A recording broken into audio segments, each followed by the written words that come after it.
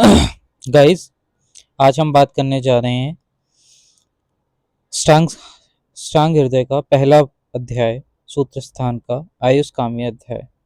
आयुष्कामी अध्याय का अर्थ होता है आयु, लंबी आयु की कामना करने को आयुष्कामी अध्याय का अर्थ दिया जाता है।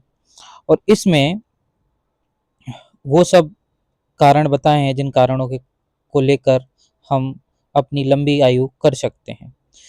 तो एआईए पीजीटी और यूनिवर्सिटी एग्जाम के अनुसार, और जो हमारा ट्रायड है, must to know, desire to know, जो हमें ट्रायंगल मिलता है सीआईएसएम में, उसके अनुसार हम पढ़ेंगे। तो सबसे पहले इसमें हमें मिलता है आयुर्वेद अवतरण। तो आयुर्वेद अवतरण का आप पहले ब्रह्म स्मृत्वा आयुषो वेदम प्रजामति मजीघृतम स्व अश्विनो तो सहस्मात्रक्षम स्व त्रिपुत्रादीकान मुनीन, ये आपको श्लोक रटना पड़ेगा और ये श्लोक भी इम्पोर्टेंट है।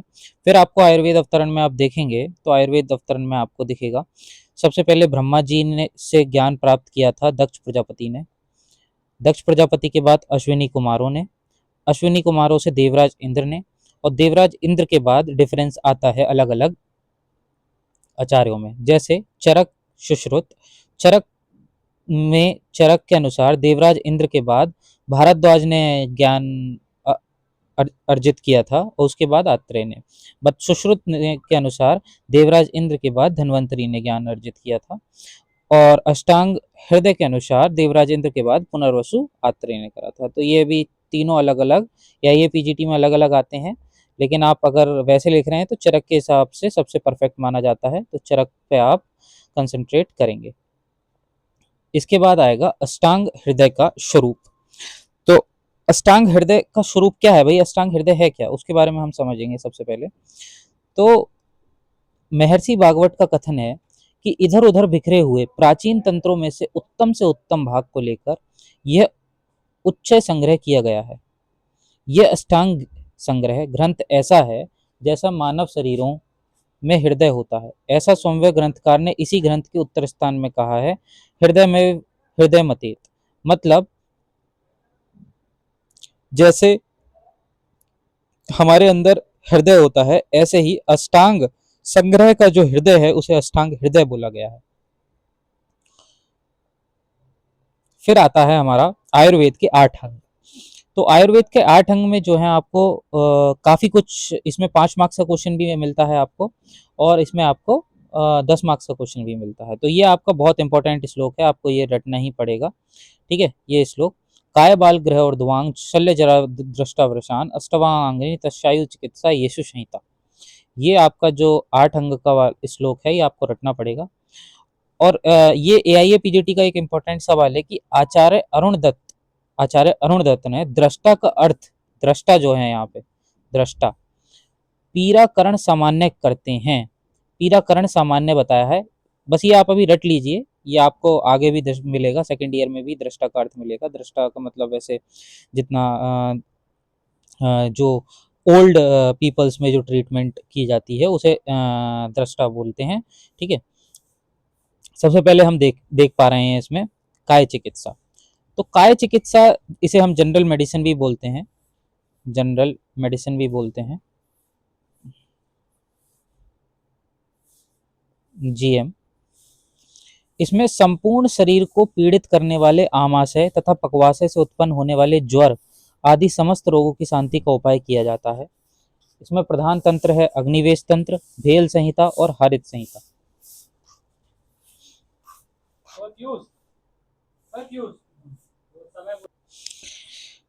काय चिकित्सा के बाद बात हम करेंगे बाल तंत्र या कौमार वृत्ति की।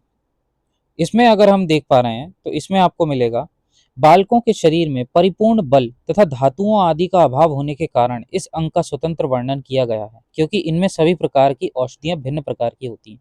जो भी बाल बाल रोग है, जिसे हम मॉडर्न में बोलें तो पीडियाट्रिन बोलते हैं, आदि का अभाव होने के कारण अगर कोई धातु कम है, बल आदि कम है, तो उसमें जो औषधियां दी जाती हैं उसमें जो इस प्रकार का भी हम कर्म करते हैं, वो सब बाल तंत्र के अनुरूप आता है।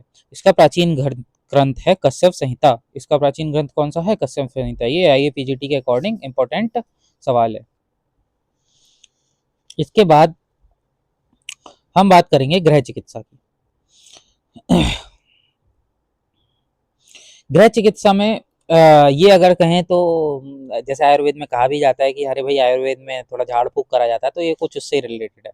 तो इसमें देव, असुर, पूतना आदि ग्रहों से ग्रहित प्राणियों के लिए शांति कर्म की व्यवस्था की जाती है। इसमें बाल ग्रह तथा स्कंद ग्रहों का भी समावेश है।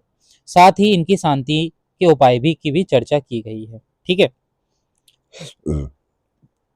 बाल ग्रह मतलब जो बच्चों में अगर कोई प्रॉब्लम आ जाती है, स्कंद ग्रह जो एडल्ट में प्रॉब्लम आ जाती है, उसका भी इसमें समावेश है।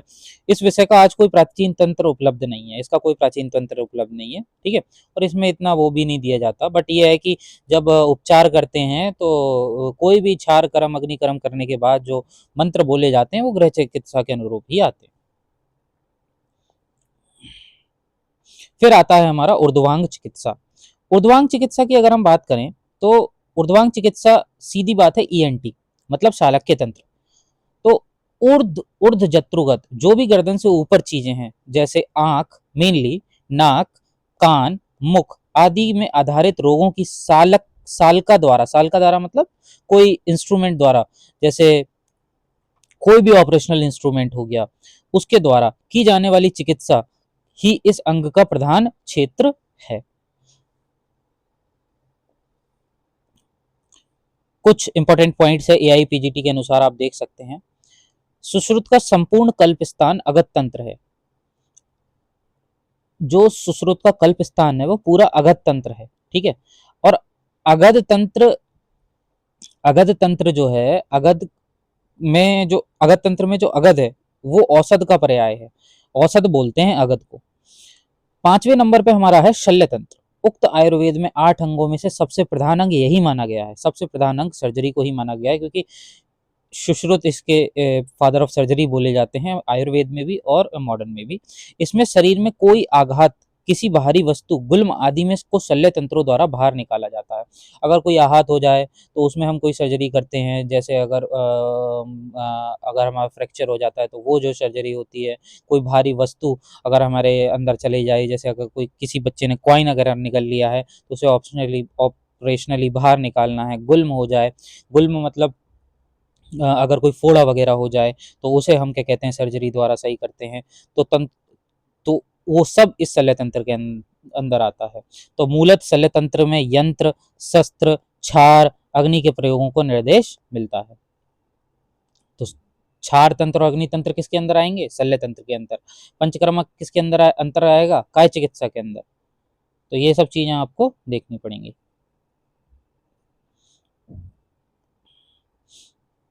अगत तंत्र फिर है दृष्टाविष चिकित्सा। दृष्टाविष चिकित्सा आपको दिखेगी, दृष्टाविष चिकित्सा दिखेगी आपको। अगत तंत्र उसे कहते हैं जिसमें सर्प आदि जंगम तथा आदि स्थावर विषयों के लक्षणों को विविध प्रकारों के मिश्रित विषयों का वीक्षण तथा उसके समन के उपायों का वर्णन किया गया है।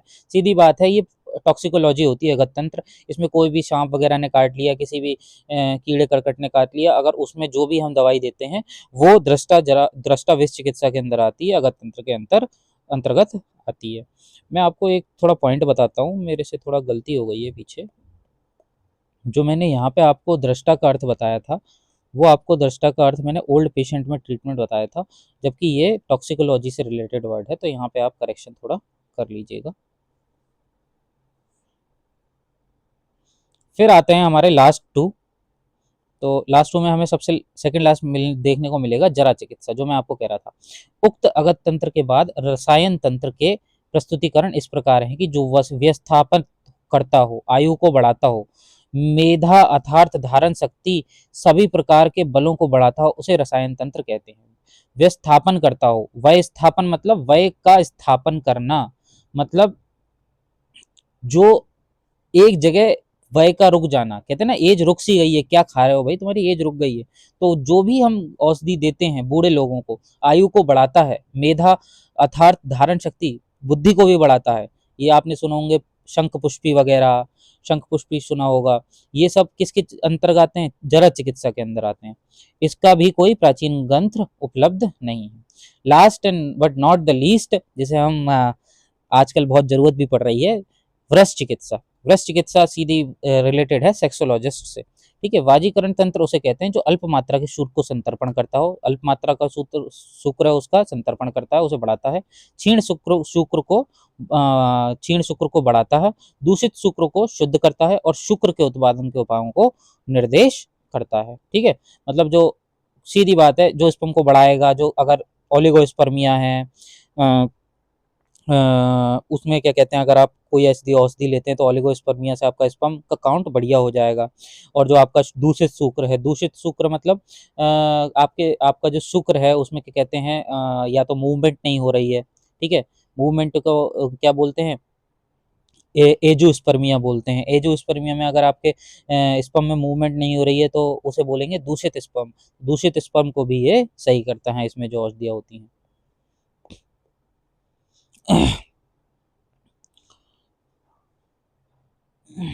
तो ये यहाँ पे हम फर्स्ट अपना पार्ट एंड करते हैं, इसके बाद हम दूसरा पार्ट करेंगे। तो